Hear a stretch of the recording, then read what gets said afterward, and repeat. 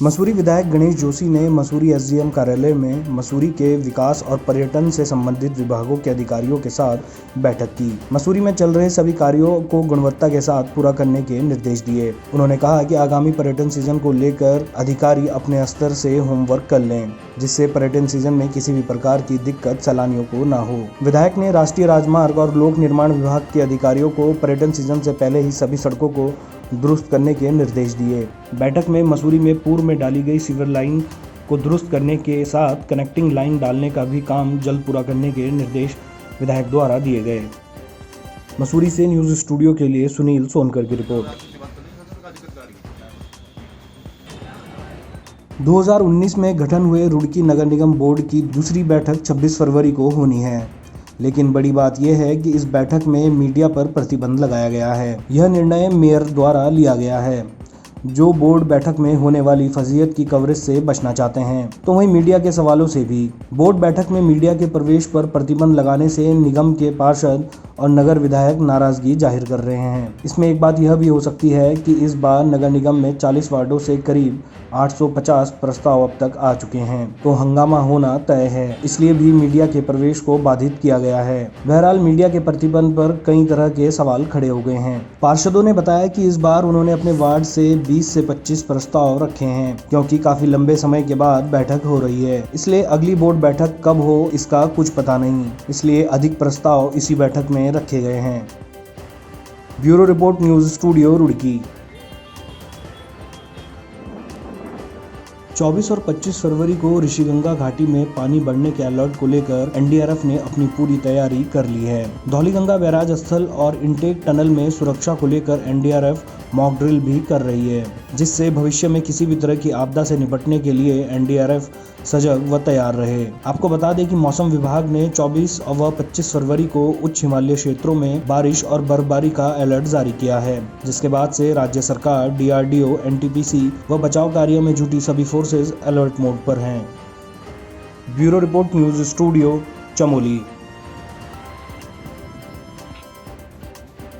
विकासखंड पाबो की ग्राम पंचायत ताल में ग्राम प्रधान के चयन को लेकर विवाद हो गया। ब्लॉक प्रमुख पाबो के नेतृत्व में ग्रामीणों ने जिलाधिकारी से प्रधान पद पर चयन को लेकर जारी हुए जिला पंचायत राज अधिकारी के आदेश को तत्काल निरस्त किए जाने की मांग की। ग्रामीणों का कहना है कि प्रधान के आकस्मिक निधन के बाद जिला पंचायत राज अधिकारी ने मनमाने ढंग से प्रधान पद पर वार्ड सदस्य का चयन किया है। ग्रामीणों ने मामले में ठोस कार्रवाई नहीं किए जाने पर आंदोलन व न्यायालय की शरण में जाने की चेतावनी दी है। ब्लॉक प्रमुख पावो डॉक्टर रजनी रावत के नेतृत्व में ग्राम पंचायत ताल के ग्रामीणों ने पौड़ी मुख्यालय पहुंचकर जिलाधिकारी विजय कुमार जोगदंडे से मुलाकात की। ब्लॉक प्रमुख रावत ने बताया कि ग्राम पंचायत ताल में 12 फरवरी 2020 को ग्राम प्रधान अरविंद गुसाई का आकस्मिक निधन हो गया था, जिसके बाद से पंचायत में प्रधान पद रिक्त चल रहा है। लेकिन इस बीच 1 वर्ष का समय बीत जाने के बावजूद प्रधान पद पर निर्वाचन नहीं हुआ।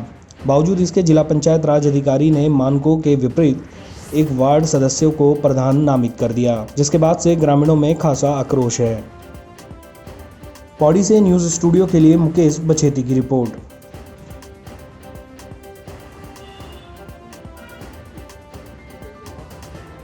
गढ़वाल सांसद तीरथ सिंह रावत अपने 2 दिवसीय दौरे में पौड़ी पहुंचे। पौड़ी में पत्रकारों से रूबरू होते हुए उन्होंने कहा कि डीजल तेल के दाम बढ़ने से आम आदमी पर कोई फर्क नहीं पड़ता है।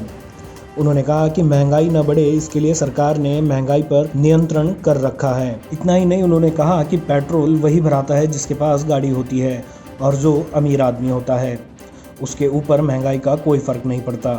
तेल के दाम बढ़ने से गरीब आदमी पर इसका कोई फर्क नहीं पड़ रहा है। सांसद तीरथ सिंह रावत ने यह भी कहा कि कांग्रेस शासनकाल में भी पेट्रोल की कीमतें लगातार बढ़ी थी। उन्होंने बताया कि चीनी इतनी सस्ती हो गई है कि कोई भी चीनी लेने अब सरकारी सस्ते गल्ले की दुकान पे नहीं जाता। मगर सांसद ये भूल गए कि अब चीनी सरकारी सस्ते गल्ले की दुकान पर नहीं आती है। सत्ता में होने के बावजूद उन्होंने विपक्ष पर ही महंगाई का पूरा ठीकरा फोड़ दिया। पौड़ी से न्यूज़ स्टूडियो के लिए मुकेश बछेती की रिपोर्ट। मसूरी देहरादून मार्ग का चौड़ीकरण अभी भी गतिमान है। पिछले 2 सालों से लगातार चल रहे चौड़ीकरण के काम को लेकर पहले ही लोगों को कई परेशानियों का सामना करना पड़ रहा था। वर्तमान में कई जगहों पर चौड़ीकरण का काम चल रहा है, परंतु ठेकेदार और अधिकारियों की लापरवाही साफ तौर पर देखी जा रही है। ठेकेदार द्वारा सड़क पर ही निर्माण सामग्री के साथ मलबे को भी जमा किया गया है, जिससे यातायात में भारी परेशानियों का सामना करना पड़ रहा है। बता दें कि मसूरी के कई मोड़ों को चौड़ा किया गया था, जिसमें मसूरी में बड़ी बसें आराम से आ सकें, परंतु अभी भी कुछ मोड़ ऐसे हैं जिनका चौड़ीकरण का काम किया जा रहा है, परंतु उसमें अनियमितताएं के साथ लापरवाही भी देखी जा रही है। इस मामले में लोगों की माने तो उनके हिसाब से सड़क का निर्माण काम रात्रि को होना चाहिए और साथ ही निर्माण सामग्री को किसी चौड़ी जगह पर डाला जाना चाहिए ताकि ट्रैफिक आराम से चलता रहे। मसूरी से न्यूज़ स्टूडियो के लिए सुनील सोनकर की रिपोर्ट। गन्ना किसानों ने डोईवाला शुगर मिल में जमकर प्रदर्शन किया। किसानों की मांग है कि सरकार द्वारा गन्ना मूल्य घोषित किया जाए, साथ ही गन्ने की सप्लाई पूर्व की व्यवस्था के अनुसार करने के साथ ही किसानों का बकाया गन्ना भुगतान समय पर किया जाए, जिसको लेकर गन्ना किसानों ने मिल प्रबंधक को ज्ञापन सौंपा। साथ ही किसानों ने मांगे पूरी नहीं होने पर बड़े आंदोलन की चेतावनी भी दी। Bureau report, news studio, Dehradun.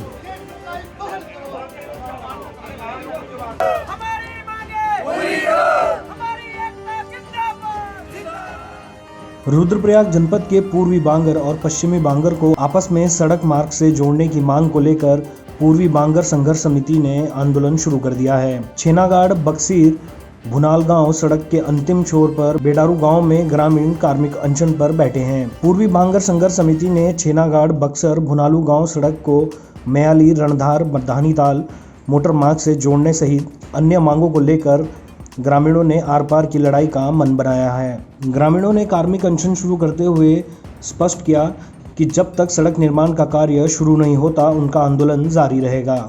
हम प्रधान भुनाल गांव सिमरन बैरवा, मैं यहाँ पे कार्मिक अनशन में कल से बैठी थी और हमारी जो ये पूर्वी बांगर क्षेत्र की जो समस्याएं हैं, यहाँ भेड़ारू नामक तोक से और बदानी ताल से ये मोटर मार्ग विस्तारीकरण है, ये होना चाहिए और भड़कनी गदेरा में जो ये पुल है वो जल्द से जल्द लगना चाहिए और काट की पुलिया से और भिडारू नामक तोक तक डामरीकरण होना चाहिए सड़क का जल्द से जल्द। और जब तक ये निर्णय नहीं होगा तब तक हम यहाँ से खड़े नहीं उठेंगे, चाहे जो भी हो। मैं कुलदीप बैरवान भुवनेश्वर महाराज की तपोस्थली में यह शपथ लेता हूँ कि जब तक हमारी मांगें पूरी नहीं हुई तब तक हम अपना तंबू नहीं उखाड़ेंगे। यहाँ बड़े बड़े नेता आते हैं और हमें बेवकूफ़ बना के चले जाते हैं। जब तक हमारी मांगें पूरी नहीं हुई हम भूख हड़ताल पर बैठ जाएंगे सीधे। वहीं इस आंदोलन को उत्तराखंड क्रांति दल ने भी अपना समर्थन दिया। यूकेडी के युवा नेता मोहित डिमरी ने बताया कि भाजपा और कांग्रेस ने पूर्वी और पश्चिमी बांगर की उपेक्षा की है।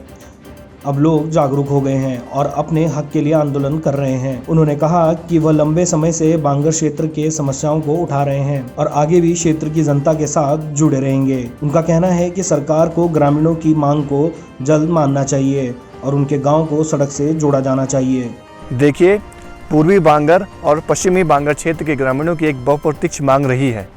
पिछले 2 दशक से पूर्वी बांगर क्षेत्र के छेनागाड़ बक्सीर भुनाल गांव मोटर मार्ग को पश्चिमी बांगर क्षेत्र के मयाली रणधार बधानी मोटर मार्ग से जोड़ने की कई मुख्यमंत्री आए, उन्होंने घोषणाएं भी की, लेकिन आज तक इस मोटर मार्ग पर निर्माण कार्य शुरू नहीं हो पाया है। हर बार रटटाए जवाब होता है कि वन भूमि के चलते इस मोटर मार्ग का निर्माण कार्य नहीं हो पा रहा है। ऐसे में अब थक हार कर पूर्वी बांगर क्षेत्र के ग्रामीणों ने आंदोलन शुरू कर दिया है। पिछले 2 दिनों से ग्रामीण यहाँ पर अनशन पर बैठे हुए हैं। उनकी इसके अलावा एक और मुख्य मांग है कि जो स्कूलों में शिक्षकों की कमी है उस पर नियुक्ति की जाए, यहाँ पर डॉक्टरों का अभाव है वहाँ पर डॉक्टरों की तैनाती की जाए, सड़कों की स्थिति सुधारी जाए। इन तमाम मुद्दों को लेकर पूर्वी बांगर क्षेत्र की जनता आंदोलन करने के लिए मजबूर हो गई है। उत्तराखंड क्रांति दल ने पूर्वी बांगर क्षेत्र के जनता के इस आंदोलन को पूरा समर्थन दिया है और उन्हें यह भरोसा भी दिलाया है कि जब जब भी उन्हें उत्तराखंड क्रांति दल की आवश्यकता महसूस होगी वो इस आंदोलन में शामिल होते रहेंगे। राज्य बनने के 20 वर्ष बाद भी गांव के लोग सड़क, स्वास्थ्य, पेयजल और शिक्षा जैसी मूलभूत सुविधाओं के लिए तरस रहे हैं, तो आलम समझा जा सकता है कि उत्तराखंड की सरकारें जनता के प्रति कितनी उदासीन हैं। Bureau report, news studio, Rudraprayag.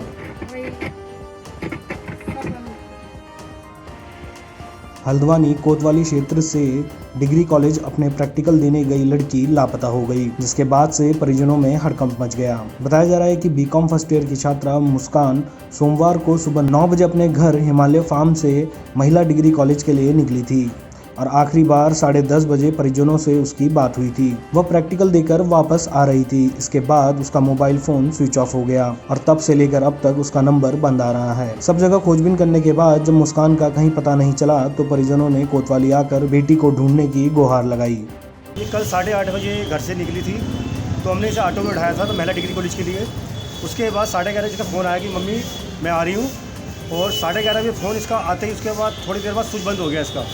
उसके बाद हमने कहा 11:30 घर पहुँच जाएगी। उसके बाद 11:30 घर नहीं पहुँची, स्विच बंद। कल से अभी तक स्विच बंद जा रहा है। हम कहते हैं कि हमने यहाँ पे रिपोर्ट दी तो हम चाहते हैं कि पुलिस प्रशासन जल्दी जल्दी उसे ढूंढे, हमारी बच्ची हमें मिल जाए। ये मामला मेडिकल चौकी क्षेत्र का है। उस क्षेत्र के रहने वाली एक नवयुवती कल डिग्री कॉलेज के लिए निकली थी और उसके बाद देर सायं तक अपने घर नहीं पहुंची।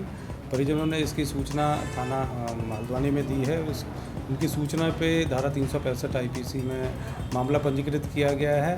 लड़की के मोबाइल नंबरों की डिटेल खंगाली जा रही है और पता किया जा रहा है कि वो कहाँ पे उसकी लोकेशन होगी।